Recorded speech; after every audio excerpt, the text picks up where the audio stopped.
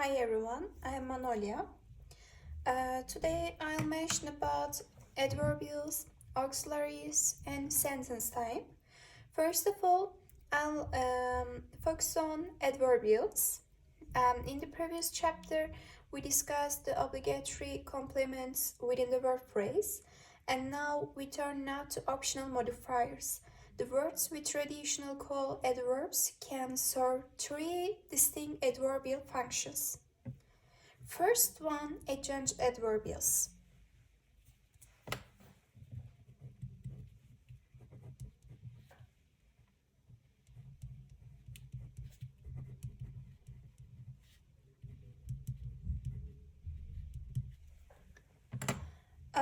It's symbolized as like that.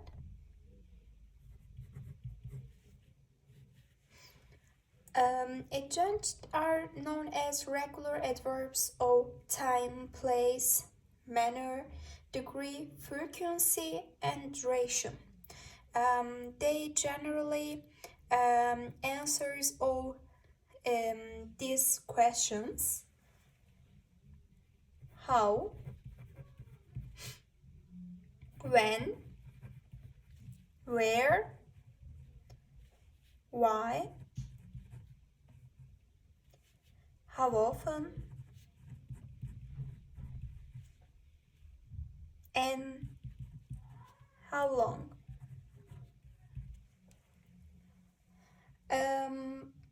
For example, how carefully, when, yesterday, where, there, why,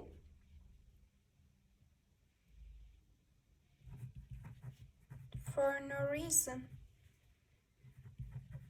how often, twice, how long, for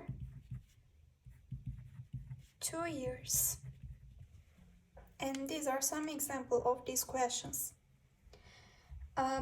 They modify verbs, adjectives, and other adverbs. They are essential to the meaning of a sentence, and you may lose significant meaning if you drop them. For example,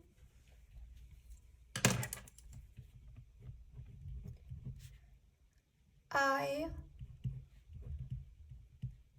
finish the assignment tomorrow. In this example, the adjunct tomorrow modifies finish. If you drop it tomorrow, you'll lose crucial information.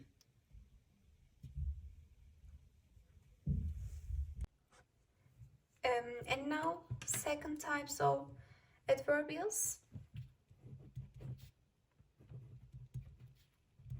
Disjunct adverbials.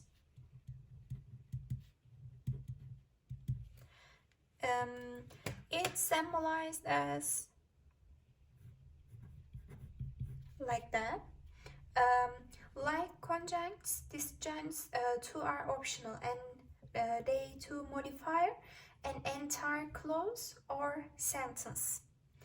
But they are functionally different. They don't build logical connection like conjuncts. They express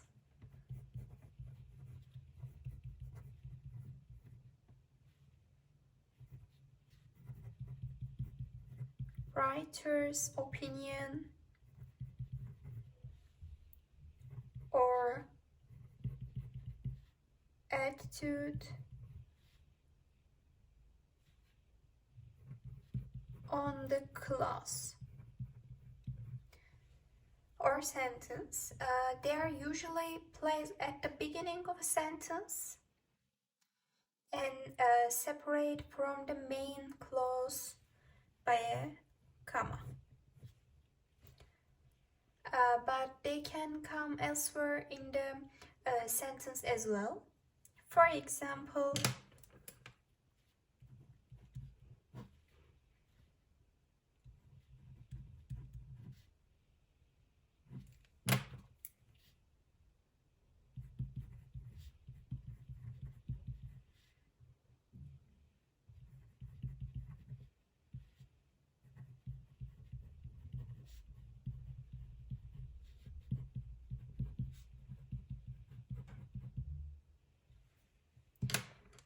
in the sentence, the actor didn't pass away sadly. It doesn't modify any verb, adjective, or other adverb in the sentence.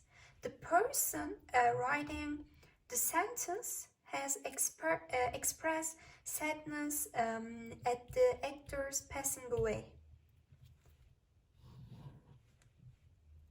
And I can say that last night is adjunct adverbials because this is information about when the iconic actor passed away.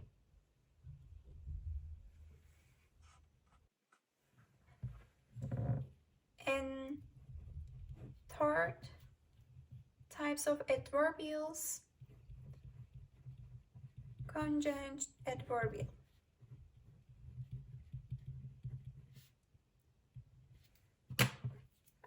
It's symbolized as like that.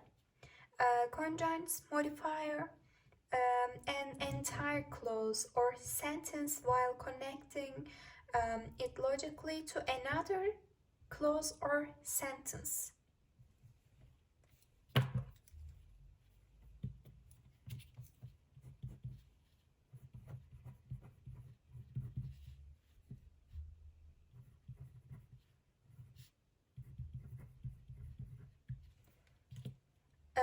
They are optional. They can be taken out without affecting the meaning. They are usually placed at the beginning of a clause or sentence and separated from the independent clause by a comma. For example,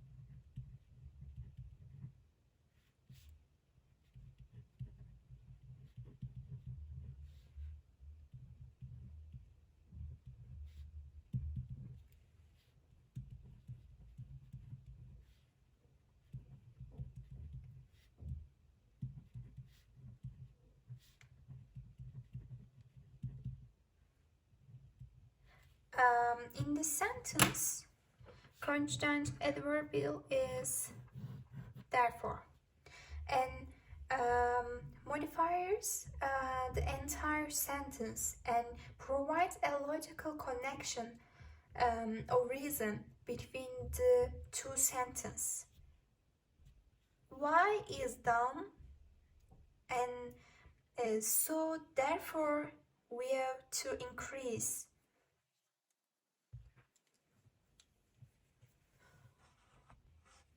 And now, functions of postverbal prepositional phrases. There are three functions of postverbal prepositional phrases. These are prepositional complement, adjunct adverbial, and postmodifier of the noun. As I said before, there are some features, and it's likely to be an adjunct adverbial if the sentence have these items. It's optional and hence can be omitted. It expresses time, place, manner, or reason, and answering the questions when, where, how, or why. It may be replaced by lexical adverbs, and now I'll give some sentences, and I'll express um, which functions of postverbal propositional phrase.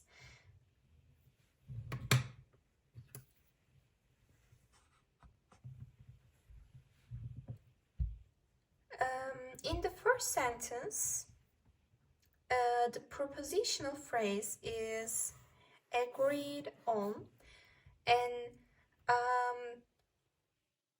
as an essential component of the verb's meaning, completing is action. But in contrast, the second sentence propositional phrase agreed in an instant adds optional information. The third sentence presents ambiguity because the propositional phrase could serve either purpose, leading to two potential interpretations. One where it describes the context of decision, and another one where it defines the object of the decision. And here are some different sentences. In the first sentence, with his wife, Cedric exchanged a smile with his wife. Is crucial to the meaning of the verb exchanged, completing the action of exchanging smiles with a specific person and location. It acts as an essential element within the verb's structure. And the second sentence, with skill, provides supplementary information about the action of played.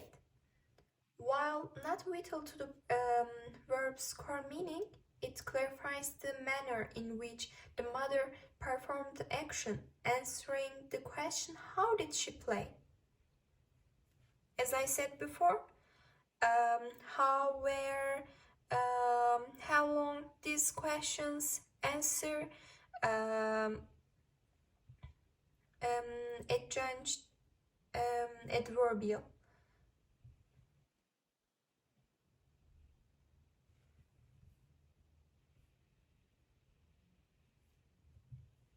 And this example, she wore a dress with a low cut back. Adds an optional detail to the direct object address. This additional information describes the dress, but it's not essential to understanding the core action of the sentence. It serves as an optional modifier, exchange the description of the object. A dress with a low cutback. When you let's look at this example. I helped the man with a shovel. This sentence is example of ambiguous sentence because there are two possible meaning. First meaning, I helped the man using a shovel, and I helped the man who had a shovel. As you can see, the meanings are different, and so diagramming is also different. Let's draw three diagramming. Firstly, first meaning, I helped the man with a shovel. We can draw like that. Firstly, we need to sentence,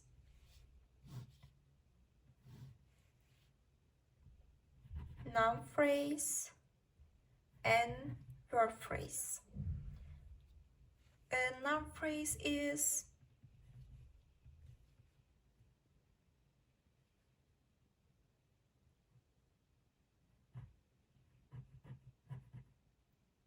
amber, noun,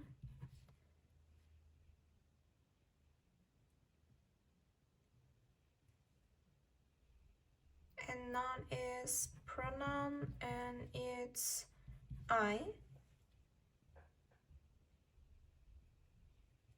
And verb phrase,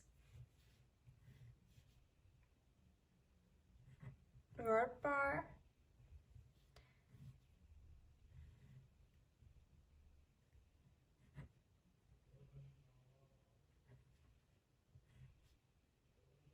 noun phrase, prepositional phrase. The verb is help, noun phrase,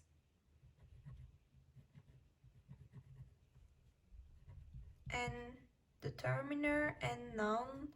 Determiner is the and noun is man.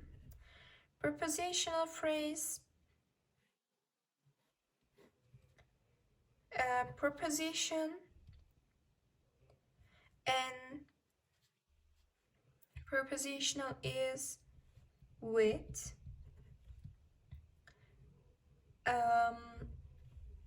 article a, and noun is shall.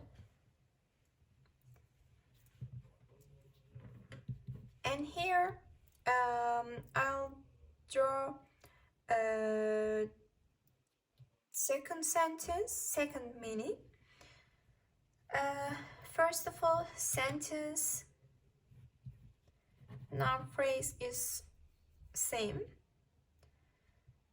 and verb phrase,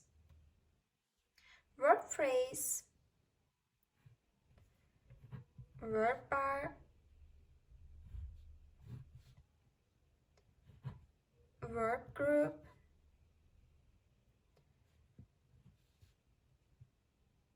and noun phrase. Also, noun phrase have determiner and emmer. Determiner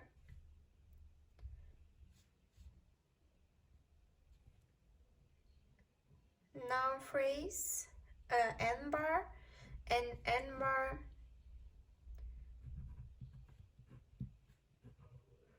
and noun, and prepositional phrase, because men who had a shovel. And the last difficulty arises with phrasal verbs. Transitive phrasal verbs consist of a verb, a direct object, and a particle, which is mobile, occurring either before or after the object. Unlike preposition, which can occur only before their objects, with prepositional verbs, the preposition is not mobile.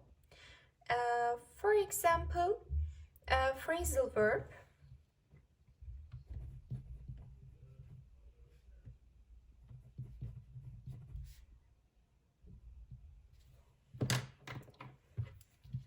he picked up the book. He picked the book up. As you can see, mobile particle up can come after object. He picked the book up. But prepositional phrase, verb,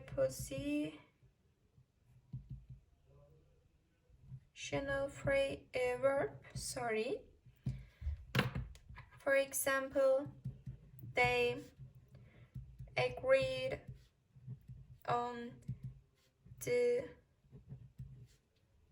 plan, the preposition on cannot move.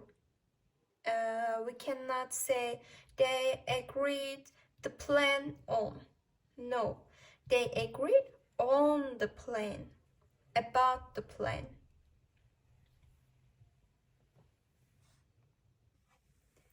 And now, auxiliary. We begin with tense. It's symbolized as like that. Tense is an obligatory element, and there are two types of tense. These are past and present. The second element in the verb group is the modal auxiliary.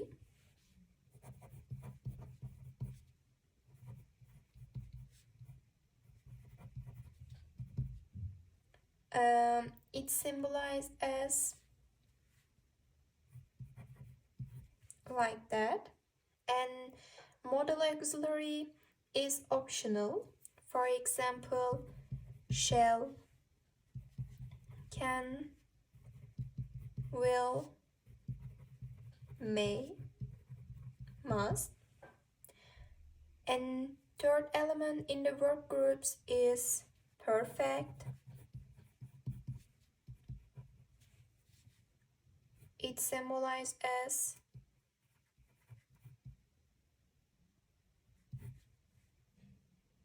like that.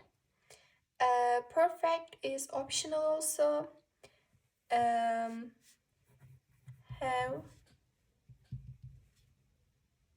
and its grammatical structure. The fourth element in the verb group is progressive.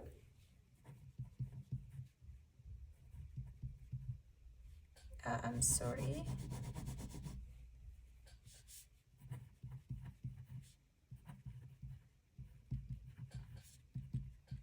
It's symbolized as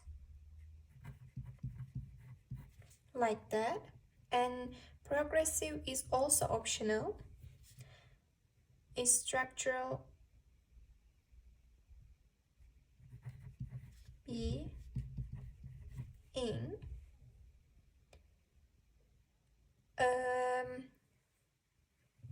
Now I draw the tree diagram. Here an example. Could have been biting.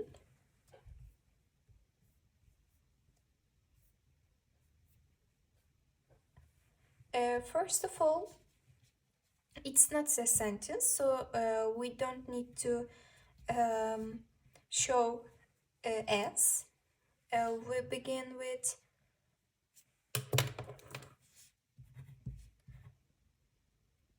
aux, is symbol of the auxiliary. First one, tense. Our tense here, could, past, and then modal. Our modal is can. Can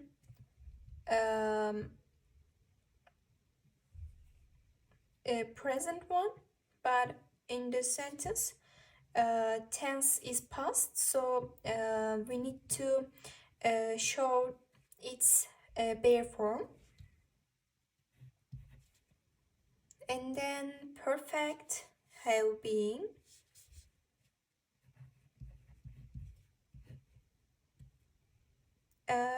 Perfect also have and en,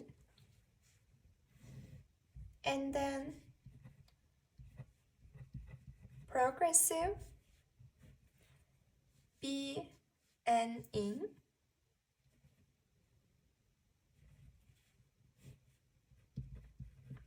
We need to show its there's pair form.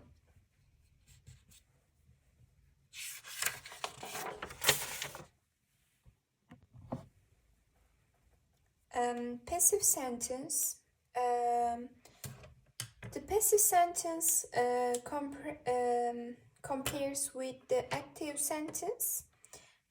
We can say that the passive verb group contains the be and sequence just before the main verb, and the subject of the active sentence is the object of the preposition by at the end of the passive sentence, and the direct object of the active sentence is the subject of the passive sentence. For example, I'll write an example. In this example, the art expert could have detected the forgery. Subject is the art expert. Verb is could. A verb group could have detect, and object the forgery. According to the rule, subject is the forgery, and we add or modify the verb could have be and could have been detect, and we add by proposition of the end of the passive sentence by here, end of the sentence. And now verb subcategorization and the passive. The subcategorization of a verb important the formation of the passive. Transitive verbs may be passive. For example, a Japanese executive could have done it. This is direct object, and it can be passivized. Here, it could have been done by a Japanese executive. Intransitive verbs cannot be passivized because, as you can see in this example, the dog barked. There is no direct object, so we cannot passivize. We cannot say that it can be passivized. Copulative verbs cannot passivize also. She's a good cook. And here also there is no direct object, and subject is not an agent. So we cannot transform into a good cook is been by her. The transitive verbs may be passivized. My mother gave this receipt to me. In this sentence, there are two objects, this and this. This receipt is direct object, and the receipt may be passivized. So the receipt was given to me by my mother.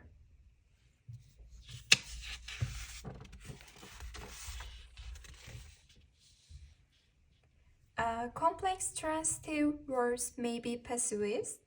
The people there elect him president.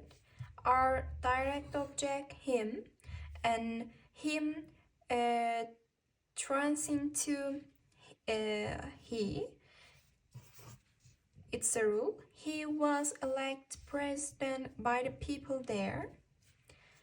The prepositional verbs may sometimes be passivized.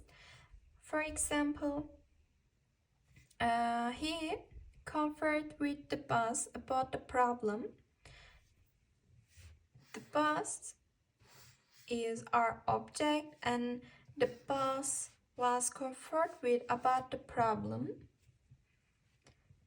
Transitive phrasal verbs may be passivized. An Auckland newspaper made it up. It is our object and it was made up by an Auckland newspaper. Yes, no questions. Forming questions often involves a grammatical twist called subject auxiliary inversion. Here the first auxiliary verb, like is or can, gets promoted, moving before the subject, and this shuffle puts the focus on tense, making it clear we are seeking information. Here is an example.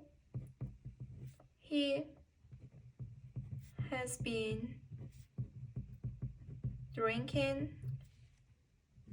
Transform. Has he been drinking? And how can we draw the tree diagram of this sentence, this question? Firstly, we need to write as a sentence, and then has is the auxiliary,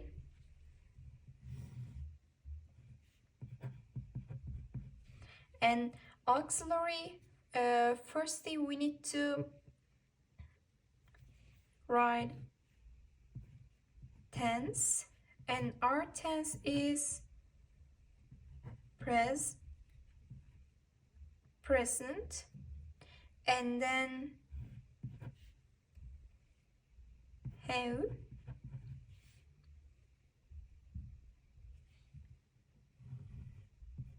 sentence,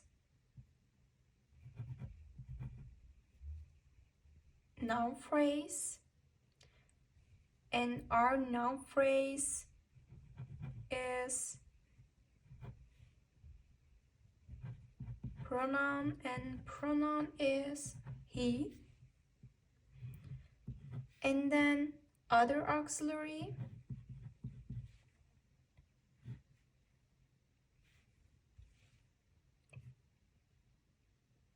perfect,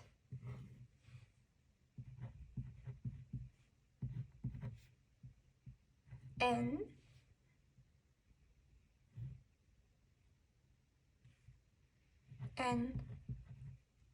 progressive, in,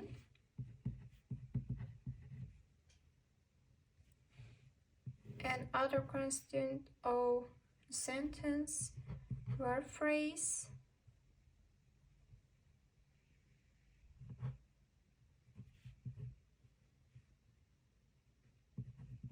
drink.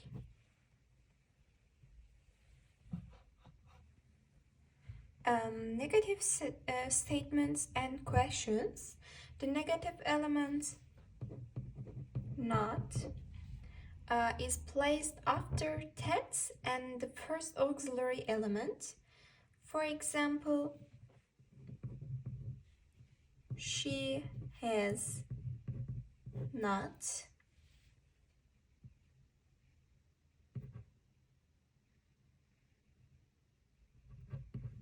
really experienced that. As you can see, The negative element not is placed after tense, has, and the first auxiliary element is has or it's also tense.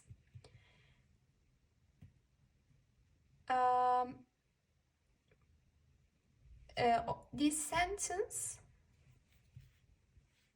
we can transform into a question.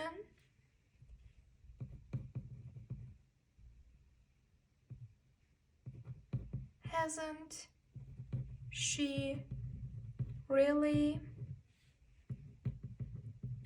experienced that? This is question form.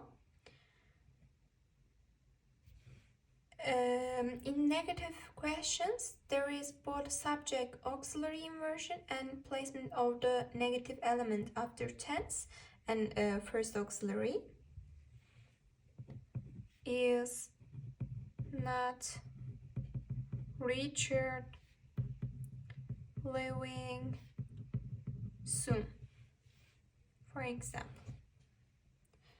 However, it's possible to leave the negative element behind. Is Richard not leaving soon? It's other option. Do support is a concept in English syntax that refers to the use of the auxiliary verb do, or in fact forms does and did. Forming negative and interrogative sentences. When a sentence lacks a main auxiliary verb, has, can, will, do is used to create negation. For example, she does not like apples, or question, do you like apples?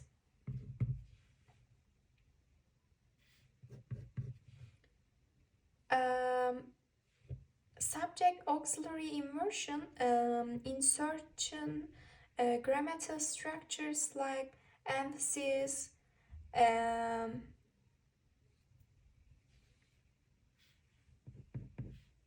I did close the door, and ellipsis, I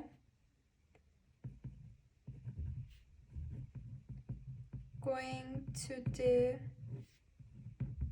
store, and you. Do is insert to maintain the subject auxiliary order. For example, did the children stand by their father? Now I'll draw the tree diagram of this sentence. First of all, sentence, and the sentence begins with auxiliary, tense. Tense is past because did, and do.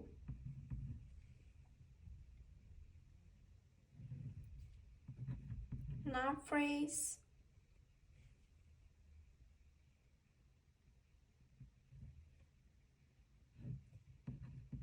determiner,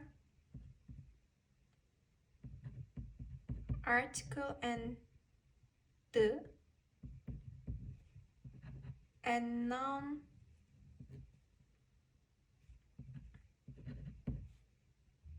children, and then verb phrase,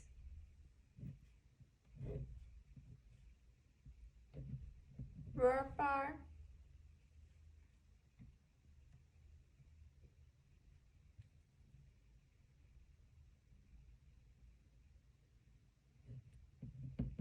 stand, and prepositional phrase by their father.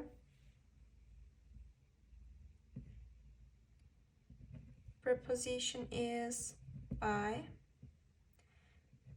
and noun phrase,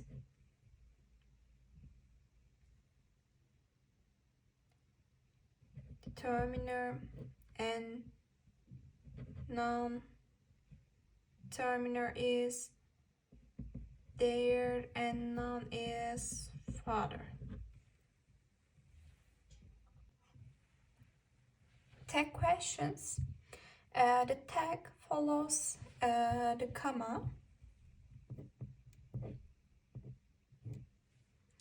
And consists of these items: tense and the first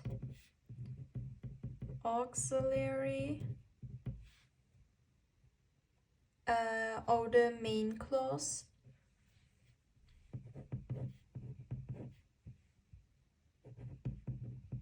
a pronoun, identical, person, number and gender,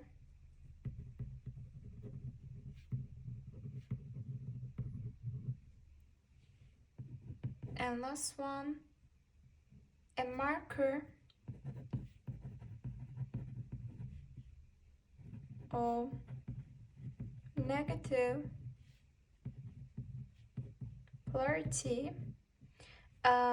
That's mean if the main clause is positive,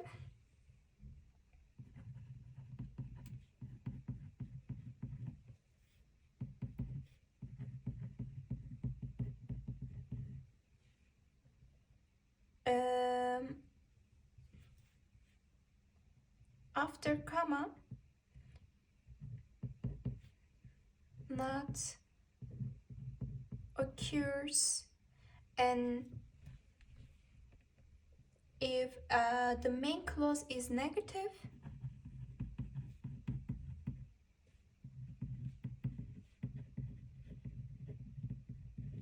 after comma no negative element occurs. In the formation of tag questions, tense plus the first auxiliary are copied rather than reordered.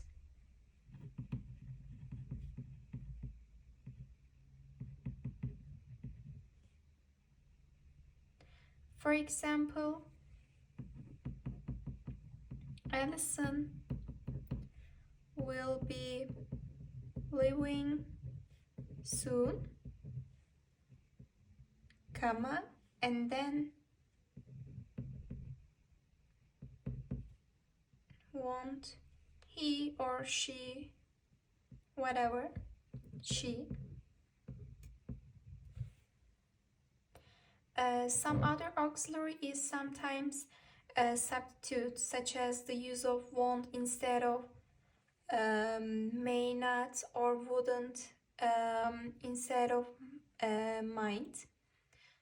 And ought to may have a tag with do or should. They ought, for example, they ought to be concerned, shouldn't they?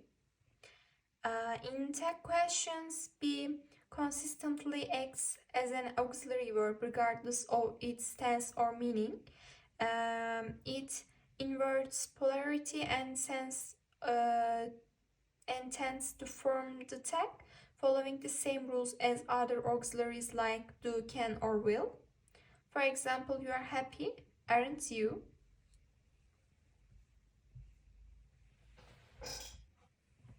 Imperatives.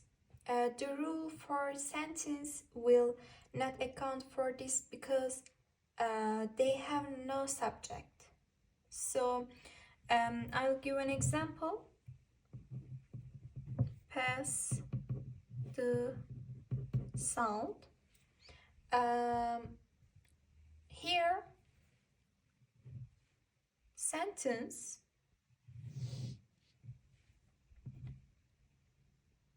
noun phrase, noun, pronoun, and you. Actually, we cannot see you, but we can understand pass the salt, you pass, and so we need to show them. And auxiliary, tense, present, model, will,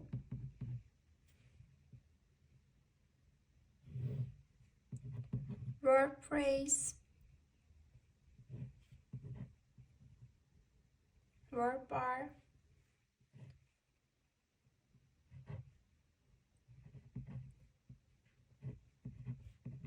pass, and noun phrase, the salt, determiner, article, and the, MR, noun, and salt.